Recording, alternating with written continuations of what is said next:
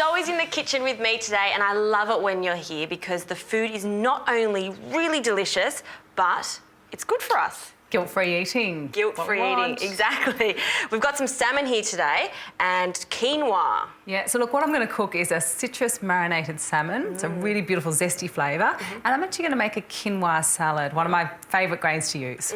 So quinoa is something that I don't know too much about, so I'd love you to teach us a little bit more about it. But can I start with helping you with maybe a marinade? So what I'd love you to start with is marinating the salmon. So what we're going to do is we're going to do some zesting of some orange, lemon and lime. Great. And the juice of the orange, lemon and lime as well. I'll get onto that straight away. So what I've already done is I've cooked the quinoa. It's a cup of quinoa to 2 cups of water, and it's just an absorption process. It's such a great grain to use. It's actually an ancient grain. It's a gluten-free grain, low GI and incredibly high in protein. In fact, 100 grams of steak has the same amount of protein as 100 grams of quinoa. Does it taste as good as steak? All right, OK, so it doesn't taste the same as steak, but it's really good for you as well. No, it's good. It's a nice option to not have, you know, pasta or potatoes or all of the things that we commonly eat all the time, and just spice it up a little bit with the grain. Well, it's something different, it's healthy. So I'm actually going to start with the salad. Great. So what I've got is I've got some grated carrot already there, and I'm going to chop up some capsicum first. Just pop my bowl over here. I'm then going to put some beautiful Spanish onion, get some flavour with the ginger, chilli, garlic, and I've got a wheat-free tamari soy sauce, or the alternative is good as well, no problem to use. I have a question with lemons, and I hear a lot of this in a lot of overseas recipes. The skin, sometimes they've been treated. Yeah, look, just washing it by water is not, it's not going to get it off, is it? A really, really good tip is if you're not going to buy organic citrus, what you can do is you can actually soak your citrus in something called apple cider vinegar. And what that does is you'll see the wax actually coming off because it's around your rim of your sink. It doesn't look very good. But what it does, it helps to rid some of those pesticides so you can then use the zesting as well. So it's a great way, and it's a good way just to remove some of those overall pesticides. And I love to use the zest, but sometimes you really don't know. Even if you just wash it with water, you think you're getting it all off, but it's not. So that's a really nice tip to use. So I'm just taking the sinewy part of the capsicum out like so. And that's really bitter, isn't it? It's yeah, really look, it takes the bitterness out of it. It's quite interesting because obviously capsicum, chilli, they're all in what's called the capsicane family. So when we look at chilli, a little tip is that, you know, you hear sometimes people say, oh, does it increase your metabolism? It actually does increase your metabolism by up to 25%. So it's a bit of a boost. And capsicum doesn't quite have the same properties to it, but will do a little bit of metabolic support as well. Yeah. All right. So why not? More the merrier, I guess. Means you can eat more if you've got a faster metabolism. All right. So we're just going to chop them up, just bite-sized pieces as well. Okay, and we can just pop them straight into our bowl. I'll juice these. Now I'm just going to put the capsicum straight into the bowl. All the foods that have colours like reds, oranges, you know, your purple colours, they have a really high concentrate of something called beta-carotene. So vitamin A, big antioxidant as well, and a great way to get also some additional vitamin C. My mum would always say, if you eat your carrots, your vision is really, really good. Is that true? It's very, very true, because beta-carotene actually helps with that antioxidant, so it's going to help with those little tiny blood vessels that are around the eyes. Okay. It helps to support those more effectively. So I won't be able to see better, because I tell you what, my eyesight is very bad, and I eat lots of carrots. All right, so I'm also going to chop up my Spanish onion. Just move this out of the way.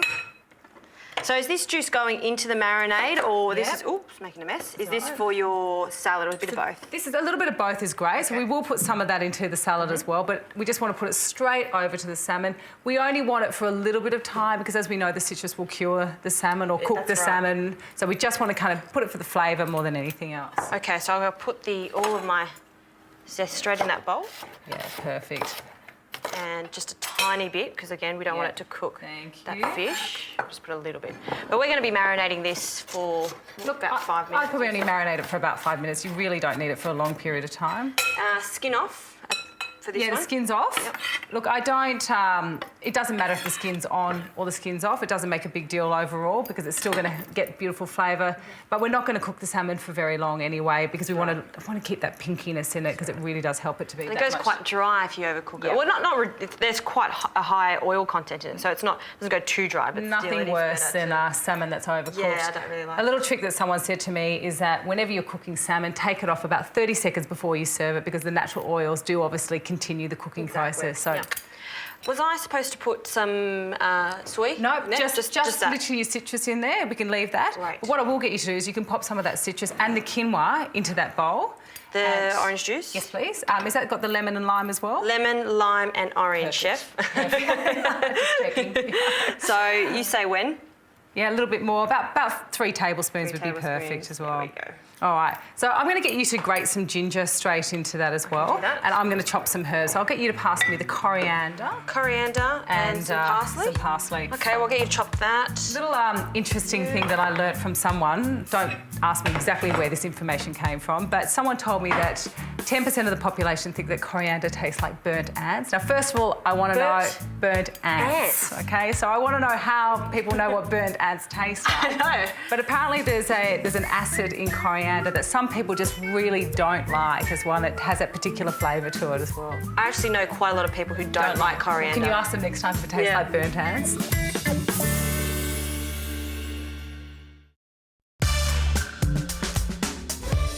All right, so I'm just going to fold my coriander up, just chop that through. Ginger, just love ginger. It just smells nice. When you're eating it, you almost feel like you're cleansing your body. Yeah, well, look, it has anti-nausea properties to it, so you get a lot of pregnant women who have got a bit of morning sickness. Best thing for them is the ginger as well. But it does have a very, very cleansing effect on the blood, as does your garlic and your onion and all those types of foods. I sometimes just have a little bit of ginger and some hot water, tiny bit of honey, and just sip on it throughout the day in the cold weather instead of drinking too much coffee. Yeah, well, that does always help, not too much coffee. And then just chop your flat leaf parsley. And they can go straight into the salad with the ginger. It's perfect. And then back over. Right in there. Beautiful. All our herbs. And you can pop that quinoa straight into quinoa, that's right. I'll put that in.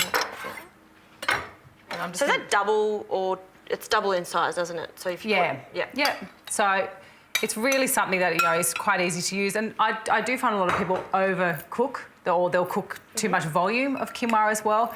Really simple recipe is that you can actually just store it and use it for a breakfast in the morning, or you can use it added to other salads as well. So don't throw it out. Slightly nutty, isn't it? Yeah. Look, I also find that some people don't like that nutty flavour, and if you don't like it, you can actually cook it with a little bit of miso paste or a little bit of tamari soy sauce, and it will slightly change that nutty flavour out as well. Good tip.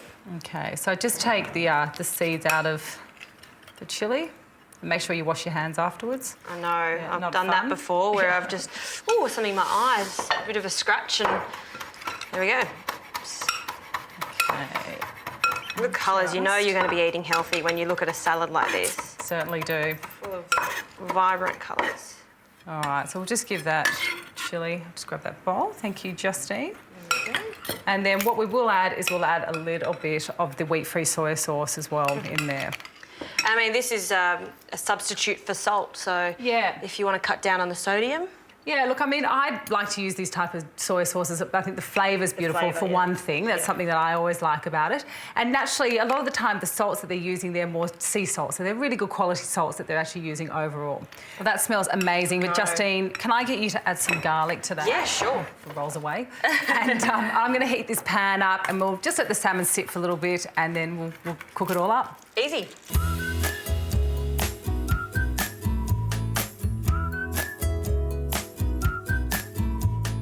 All right, so I've got a really hot pan, and I'm simply going to cook the salmon about 3 minutes on each side. I love it when it's a little pink in the middle. Me too. Yeah, okay, cool.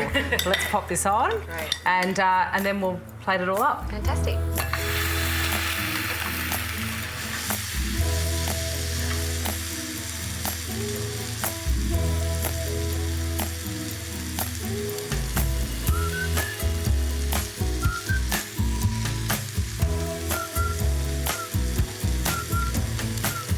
All right, they look perfect to me, so I think we can plate this all up. Fantastic. Salmon there. So, Justine, what I need to do is just put a nice, yummy helping of the quinoa salad. I'm going to pop the salmon on top. There's no limit to the quinoa salad because it's all good for you. So. No limit to the goodness. No limit to the goodness. We won't overdo it though. Just in case. Thank you. Yeah. So look, Really you can do one of two things. You can just put the fillet of salmon straight on the top, or you can actually flake it through, which is also really beautiful because you get that lovely oiliness to citrus flavours coming in it as well. And we've got lots of salad left over, so we'll do that with the other. Perfect. Can I get you to pass me the yogurt as Sure. well? Now, I'm actually using sheep's milk yogurt. I like to use it because it does contain the lactose, but it actually contains more enzymes in it. So what that means is that the body's able to break the lactose down easier. And it's got a yummy, delicious, rich flavour to it. Oh, I learned so much with you. Do you want to chop some coriander? Yeah. The ant-filled coriander, we like that one. Bit of a garnish. All right, so just a little bit on top. And a little bit of garnishing. We'll just put some sprigs on. How about that? Just right on there, like so. That is so bright and colourful. I really like that. And, oh my gosh, so good for you. Delicious, thank you. My pleasure.